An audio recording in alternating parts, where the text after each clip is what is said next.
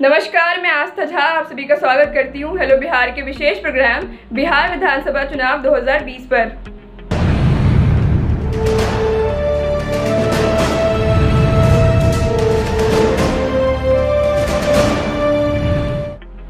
बिहार विधानसभा चुनाव 2020 के लिए पटना जिले के लोगों का औपचारिक अनावरण डीएम कुमार रवि जी ने हिंदी भवन सभागार में किया। इस लोगों के माध्यम से कोविड-19 के आवश्यक प्रोटोकॉल का पालन करने के साथ मतदान के लिए सभी वर्गों को प्रेरित करने के उद्देश्य को समाहित किया गया है। इस लोगों में भारत निर्वाचन आयोग की पंचलाइन थीम कोई मतदाता नहीं छूटे को शीर्ष स्थान दिया गया है। भारत निर्वाचन आयोग ने जिला निर्वाचन पदाधिकारी सह जिलाधिकारियों को निर्देश दिया कि बिहार विधानसभा चुनाव की तैयारी में आयोग की ओर से जारी गाइडलाइंस को ध्यान में रखें। आयोग ने कहा कि मतदाता सूची के शुद्धिकरण में वास्तविक नाम की एंट्री, पुरुष या महिला होने और पता को अंकित करने में सावधानी बरतें। आयोग ने कहा कि चुनाव को लेकर मतदाता जागरूकता कार्यक्रम को लेकर जिला स्तर पर स्वीप कार्यक्रम के तहत बनाए गए प्लान को अमल में लाएं ताकि अधिक से अधिक मतदाताओं को वोट देने के लिए प्रेरित किया जा सके। आपको बता दें कि कांग्रेस के प्रभारी सचिव अजय कपूर जी ने कहा कि 1 से 21 सितंबर के बीच पार्टी सभी जिलों में 100 बिहार क्रांति वर्चुअल महासम्मेलन करेगी। उन्होंने कहा कि चुनाव की घोषणा होते ही पार्टी नेता राहुल गांधी जी 5 लाख लोगों की वर्चुअल महारैली को संबोधित करेंगे। पत्रकारों से बातचीत में उन्होंने कहा कि बिहार की जनता इस बार बदलाव चाहती है, लोग कांग्रेस की ओर देख रहे हैं। उन्होंने कहा कि पार्टी अब की बार पहले से अधिक सीटों पर लड़ेगी और चुनावी नतीजे चौंकाने वाले होंगे। इन सब के बीच उप मुख्यमंत्री सुशील कुमार मोदी जी ने आरोप लगाया है कि राजद कांग्रेस की सरकार ने 23 साल तक बिहार में पंचायतों को चुनाव नहीं कराया। 23 साल बाद 2003 में चुनाव कराया तो एकल पदों पर दलितों, पिछड़ों व महिलाओं को आरक्षण से वंचित कर उनकी हकमारी की। एनडीए की सरकार आने के बाद इन्हें आरक्षण दिया गया। नतीजन आज हजारों की संख्या में पिछड़ा, अति पिछड़ा और महिलाएं एकल पदों पर चुनाव जीत कर आ रही हैं। वहीं प्रदेश भाजपा अध्यक्ष डॉक्टर संजय जायसवाल जी ने पंचायती राज व्यवस्था को सत्ता तंत्र की धुरी बताते हुए कहा कि यह विकेंद्रीकरण की बुनियाद है। कार्यकर्ताओं को इसे मजबूत करने में जुट जाना चाहिए। पंचायती राज प्रकोष्ठ की प्रदेश कार्यकारिणी की बैठक में कहा कि एनडीए सरकार ने प्रशासन के विकेंद्रीकरण के लिए बिहार में पंचायती राज में अनुसूचित जाति, जनजाति व महिलाओं के लिए आरक्षण की व्यवस्था की। बिहार में ग्राम कचहरी की व्यवस्था की गई है। बिहार ने महिला आरक्षण के जरिए न सिर्फ पंचायतों को बल्कि महिलाओं को भी सशक्तिकृत किया है। बिहार विधानसभा चुनाव के लिए बस तारीख की घोषणा शेष है। वैसे चुनावी महासमर के लिए सियासी मोर्चेबंदी तेज हो गई है। इस बार का चुनाव इस मायने में खास रहेगा कि पिछले चुनाव में एक साथ रहे कई दल इस बार के चुनावी अखाड़े में एक दूसरे के खिलाफ ताल ठोकते नजर आएंगे। ऐसा एनडीए और महागठबंधन का स्वरूप बदल जाने की वजह से होगा। कांग्रेस इस विधानसभा चुनाव को महागठबंधन का हिस्सा रहते हुए लड़ेगी।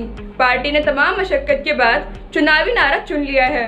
कांग्रेस इस चुनाव में राज्य में सत्ता परिवर्तन का उद्घोष करेगी, इसीलिए नारा गढ़ा गया है, बोले बिहार बदले सरकार। अपनी चुनावी गतिविधियों में पार्टी ने इस नारे का प्रयोग भी शुरू कर दिया है। सभी राजनीतिक पार्टियों ने चुनाव के लिए कमर कस ली है। अपने अपने अंदाज में मतदाता तक पहुंचने के लिए सारी तैयारियां हो चुकी है। जेडीयू ने तो बकायदा हाईटेक चुनावी रथ भी तैयार कर लिया है। इस पर लिखा गया है, बिहार की पुकार फिर से नीतीश कुमार। राजधानी पटना से यह चुनावी गाड़ियां पूरे बिहार में भ्रमण करेंगी और पार्टी के साथ साथ बिहार सरकार की उपलब्धियों के बारे में जनता को बताएंगी। बिहार विधानसभा चुनाव में राष्ट्रीय जनतांत्रिक गठबंधन के घटकों में सबसे ज्यादा सीटें जनता दल यूनाइटेड को मिलने की संभावना है।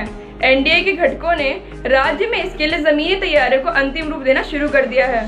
सभी दल अभी चुनाव घोषणा का इंतजार कर रहे हैं। इधर एनडीए के तीनों घटक दलों जेडीयू, भाजपा और लोजपा के बीच सीटों के बंटवारे का मोटा फॉर्मूला तैयार हो गया है। अब 15 सितंबर के बाद तीनों दलों के बड़े नेताओं की बैठक होने की संभावना है, जिसमें सीटों के बंटवारे को अंतिम रूप दिया जाएगा। एनडीए में लगभग तय माना जा रहा है कि जेडीयू सबसे ज्यादा सीटों पर चुनाव लड़ेगी और उससे थोड़े कम पर भाजपा चुनाव मैदान में होगी। तीसरे नंबर की पार्टी लोजपा रहेगी।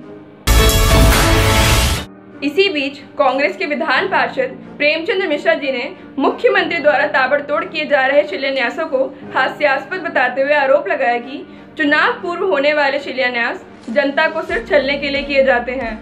प्रेमचंद्र मिश्रा जी ने कहा कि पिछले 10 दिनों में जिस तरह एक तरफ हजारों योजनाओं का ताबड़तोड़ शिलान्यास हो रहा है और दूसरी तरफ 500 से अधिक मनपसंद अधिकारियों की अब तक ट्रांसफर पोस्टिंग की है, वह बताने को पर्याप्त है कि सरकार में बैठे लोगों में हड़बड़ाहट और घबराहट है। कांग्रेस विधान पार्षद जी ने आरोप लगाया कि यह सब हथकंडे चुनाव को प्रभावित करने के उद्देश्य से अपनाए जा रहे हैं। बिहार में वाम दलों की राजद के साथ सीटों के मामले में बातचीत पूरी हो गई है। वाम दलों ने साफ कर दिया है कि वे महागठबंधन के अंग हैं और साथ मिलकर सभी 243 सीटों पर तालमेल बनाकर लड़ेंगे। एक भी सीट पर दोस्ताना लड़ाई नहीं होगी। वाम दलों का लक्ष्य एनडीए को हराना है, इसीलिए वह पूर्ण समर्पण भावना के साथ महागठबंधन के साथ रहेंगे। सीटों के नाम व उनकी कुल संख्या पर राजद के प्रदेश अध्यक्ष से एक अंतिम वार्ता और होनी है। वहीं बीएसपी के प्रदेश अध्यक्ष भरत बिंद जी ने कहा है कि पार्टी बिहार की सभी 243 विधानसभा सीटों पर चुनाव लड़ेगी। पार्टी अपने दम पर सभी सीटों पर उम्मीदवार उतारेगी। उन्होंने कहा कि बिहार में पार्टी का किसी भी दल से गठबंधन नहीं है। उन्होंने स्पष्ट किया कि कुछ लोग महागठबंधन में बीएसपी के शामिल होने का दुष्प्रचार कर रहे हैं। आपको बता दें कि बीते दिनों रालोसपा से नाता तोड़ने वाले सत्यानंद प्रसाद दांगी जी ने भारतीय लोक चेतना पार्टी का गठन किया। एक होटल में अपने समर्थकों के साथ दल गठन के बाद 41 सीटों पर बिहार चुनाव लड़ने की घोषणा की।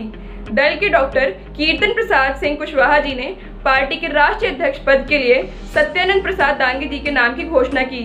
दांगी जी ने कहा कि किसान, मजदूर एवं युवाओं की बेरोजगारी को दूर करने, पलायन को रोकने के संकल्प के आधार पर भारतीय लोक चेतना पार्टी बिहार विधानसभा चुनाव 2020 में मध्य बिहार, दक्षिण बिहार, भोजपुर, मिथिलांचल और पूर्व बिहार की 41 सीटों पर चुनाव लड़ेगी।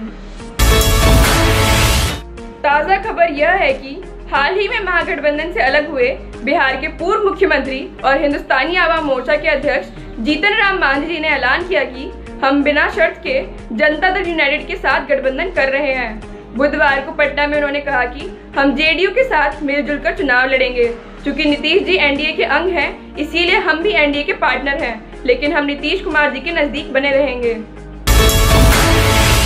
आपको बता दें कि बिहार विधानसभा चुनाव को निष्पक्ष व शांतिपूर्ण संपन्न कराने के लिए इस बार भारी तादाद में अर्धसैनिक बलों को तैनात किया जाएगा। इसका अंदाजा इससे लगाया जा सकता है कि अर्धसैनिक बलों की तैनाती पर खर्च के लिए इस बार 122 करोड़ रुपए का प्रावधान किया गया है। इतनी बड़ी राशि अर्धसैनिक बलों की स्थापना, उनके कार्यालय व वाहनों के ईंधन पर खर्च होगी। बिहार पुलिस की तैनाती और उस पर होने वाला खर्च अलग से होगा। इसी के साथ मैं आस्था झा आप सभी से विदा लेती हूँ। फिर मुलाकात होगी कुछ नई खबरों के साथ। तब तक के लिए अपना और अपने परिवार का बहुत ख्याल रखें। आशा करती हूँ आपको हमारा न्यूज़ प्रोग्राम पसंद आया हो। इसे लाइक एंड शेयर जरूर करें। धन्यवाद।